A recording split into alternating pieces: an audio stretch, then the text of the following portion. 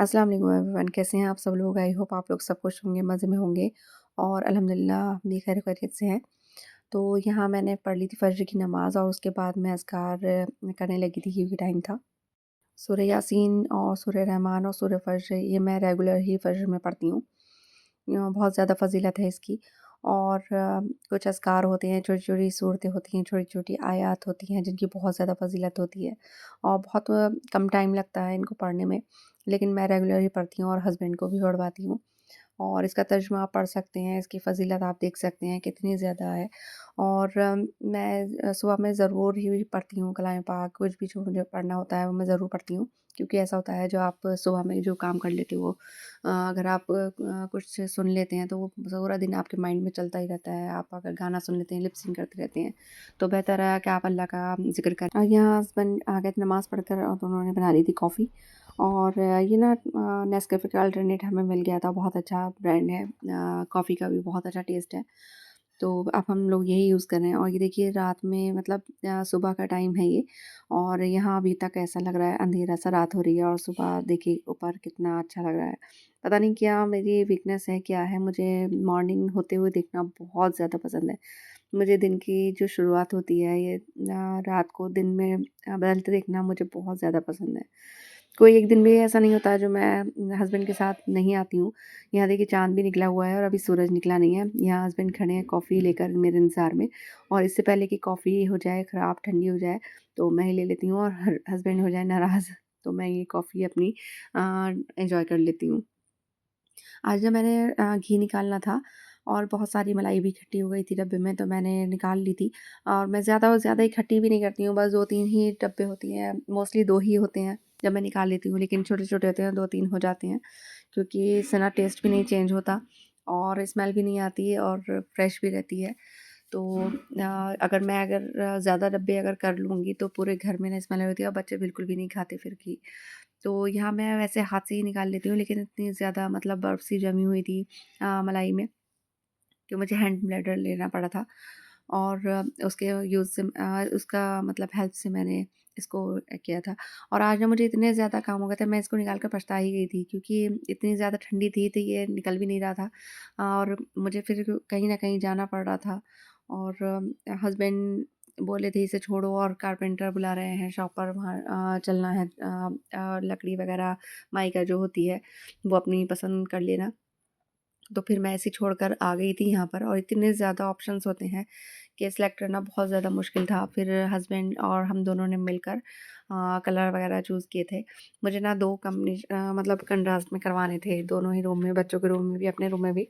तो मैं अब यही पसंद कर रही थी। फिर हम लोग आपस में हमने डिस्कस कर कलर वगैरह चूज़ कर लिए थे और अब देखिए बनकर तैयार होगा तभी पता चलेगा कैसा हुआ। वैसे कारपेंटर वगैरह सब यही कह रहे हैं कि बहुत प्यारे कलर हैं और अब देखिए कैसा होता है। वापस आई तो कमरा बहुत ज़्यादा मेस था तो फिर मैंने अमिश को लगा दिया था काम पर कि आप रूम ठीक करो और मैं इतने इसको देखती हूँ दोबारा से और ये ना आज मेरी जान को आ गया था। अभी तक इसका बटन अलग ही नहीं हो रहा था और बस मैं इसकी उसमें खातिर में लगी हुई थी और कभी नहीं मुझे ऐसा नहीं होता बस 1 घंटा ही लगता था। फिर इसके बाद दोबारा से मुझे वापस से हस्बैंड के साथ जाना पड़ा था साइट पर जहाँ मतलब घर बन रहा है हमारा, वहाँ देखने के लिए कि वो पार्टीशंस वगैरह कुछ बना रहे थे कंपार्टमेंट तो बोल रहे थे कि आप अगर बता दें कुछ और इसमें है क्योंकि फिर फाइनल हो जाएगा। तो फिर हम लोग आ गए थे यहाँ पर वापस से जो हमें अपनी राय देनी थी, हमें जो कुछ करवाना था, वो करना था क्योंकि हस्बैंड मुझे ही लेकर आते हैं। वो यही बोलते हैं कि फिर आगे चलकर ये ना हो कि यहाँ ऐसा होता, यहाँ वैसा होता। तो इस वज़ह से मैं फिर आ गई थी, सब कुछ छोड़-छाड़ कर और वापसी में ना मेरे लिए बहुत ज़्यादा काम थी क्योंकि आज बच्चों ने कह रखा था कि आज हम खाने में सिर्फ़ चाइनीज़ ही लेंगे, इसके अलावा कुछ नहीं। तो बस मैं यही कर रही थी कि चलो आज डिनर नहीं बनाते हैं और सबके लिए चाइनीज़ ही रखते हैं। तो यहाँ ये था किचन और यहाँ भी कुछ ना कुछ काम चल रहा था। कुछ हो जाता है तो फिर बस मेरा मूड ख़राब हो जाता है तो फिर हस्बैंड बोलते हैं जैसे ये कह रही हैं कर दो आप और मतलब यही बारीकियाँ होती हैं, कुछ ना कुछ होती हैं। कभी भी आप लोग घर बनाएँ तो बहुत मतलब सोच समझ कर बनवाएँ, छोटी से छोटी चीज़ भी फिर आगे चल के ना बहुत परेशानी हो जाती है। तो यही था बस मुझे जहाँ मुझे कमी लग रही थी तो मैं बोल रही थी, हस्बैंड भी कह रहे थे और फिर क्योंकि अभी तो सारा काम हो रहा था, टाइम लग रहा है तो लगने दीजिए, लेकिन एक बार जो चीज़ सही हो जाती है वो बिल्कुल मतलब बेहतर होता है आपके लिए कि फिर हो जाए। फिर जब वो चीज़ कंप्लीट हो जाए, फिर आपको कुछ कमी नज़र आए तो बहुत ज़्यादा मुश्किल हो जाता है। यहाँ ये सेक्शन है और अभी इसके शीशे वगैरह भी लगने बाकी रह गए थे और इतना ज़्यादा मतलब गँवार था ये वीडियो मैंने सिर्फ़ इसीलिए बनाई थी ताकि मेरी मेमोरी में रहे कि हाँ, ऐसे इस तरह से हम लोग घर देखने जाते थे और मतलब काम का होता हुआ देखते थे। और जब ये तैयार हो जाएगा फिर इसकी अलग ही लुक होगी। तो मैंने ये अपनी मेमोरी के लिए बना ली थी वीडियो कि मुझे मतलब देखूँगी मैं आगे चलकर। टाइम इतना ज़्यादा मतलब कम था क्योंकि मुझे वहाँ पर इतना टाइम लग गया था। तो बस मैं जल्दी-जल्दी अपने काम में लगी हुई थी और इतना ज़्यादा मेस हो गया था।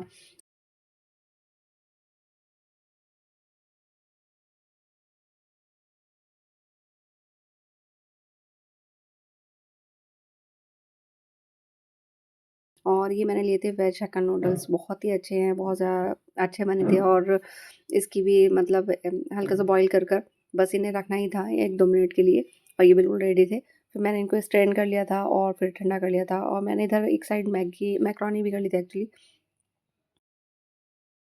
थोड़ा-सा ऑयल स्प्रेड कर मैंने इसको कर लिया था, दोनों चीज़ों को रेडी कर रख लिया था और चिली पोटैटो के लिए पोटैटो मैंने बॉयल कर रख लिए थे।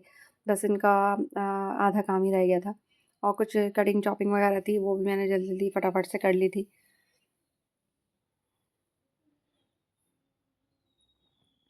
फिर मैं जा रही थी सब सामान लेकर नीचे क्योंकि जो मेन कुकिंग थी तो नीचे थी करनी थी।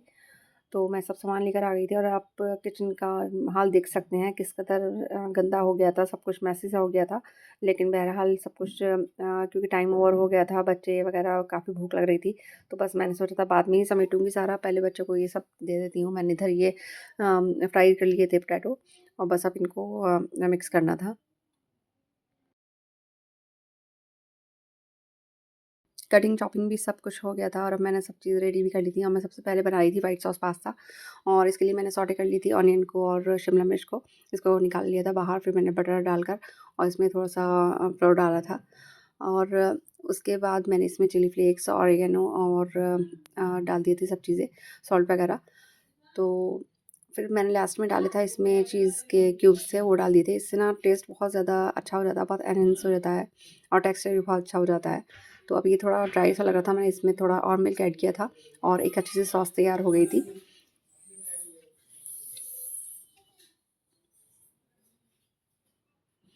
फिर मैंने इसमें मैकरोनी ऐड कर दी थी और मैं इसमें ऑनियन जो मैंने सॉटे करके निकाली थी, वो मैं बिल्कुल भूल गई थी डालना, फिर मैंने लास्ट में डाली थी।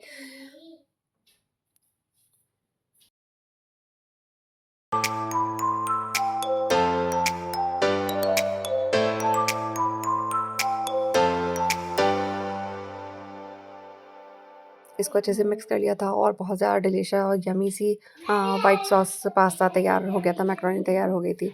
और अब मैं तैयारी कर रही थी नूडल्स की, हक्का नूडल्स की। मैंने इसमें जिंजर गार्लिक जो मैंने क्रश कर रखा था वो डाल दिया था सबसे पहले और फिर मैं इसके साथ वेजीज़ डाल दूँगी सारी, वो साथ में सॉटे हो जाएँगी।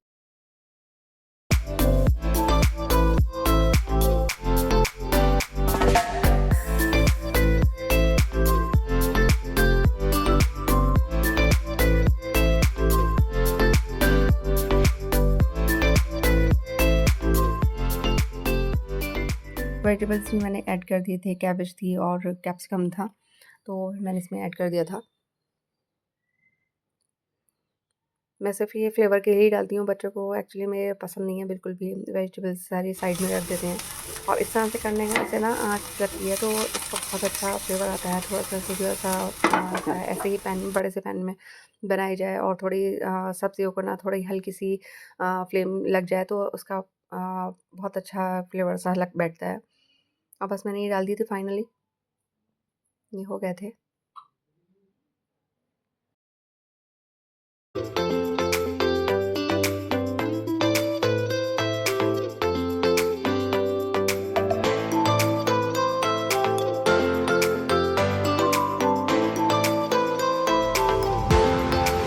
फाइनली ये भी रेडी हो गई थी और मैंने इसे पलट कर रख दिया था बाउल में कि जब बच्चों को सर्व करूँगी तो माइक्रोवेव में दोबारा से इसे गर्म कर दूँगी।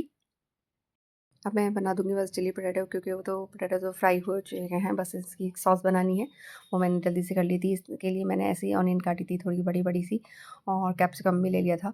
और चिली सॉस, सोया सॉस डाल कर मैंने इसमें थोड़ा-सा कॉर्नफ्लोर डाल दिया था, इससे सॉस बन जाती है।